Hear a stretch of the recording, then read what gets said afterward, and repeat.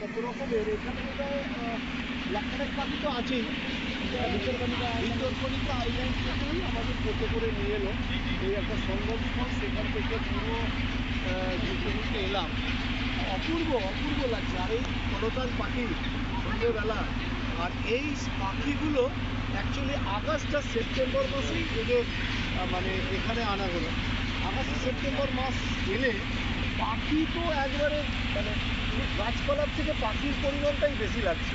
ভাবতে পারিনি যে এই দূর থেকে যখন আসছি এই আইল্যান্ডটাকে দেখে সেটা পাখিতে ভর্তি আছে। এই সন্ধ্যেবেলা সবাই যে যার নিজের বিভিন্ন জায়গা থেকে শিকার করে বিভিন্ন জায়গা থেকে উড়ে এসে এদের গন্তব্যস্থলে এসেছে একটা দুই আওয়াজ, পাখির আওয়াজ।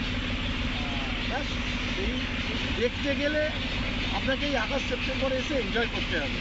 পাখি যে কত ধরনের হয় আর একসঙ্গে এত পাখি দেখার সৌভাগ্য তো আমার মনে হয় আগস্ট সেপ্টেম্বর মাস হলেই আপনাদের ভীষণ ভালো লাগবে। যেমন আমরা এনজয় করছি মানে আমেজিং, মানে এ ভাবাই যায় না যে এত পাখি একসঙ্গে দেখছি।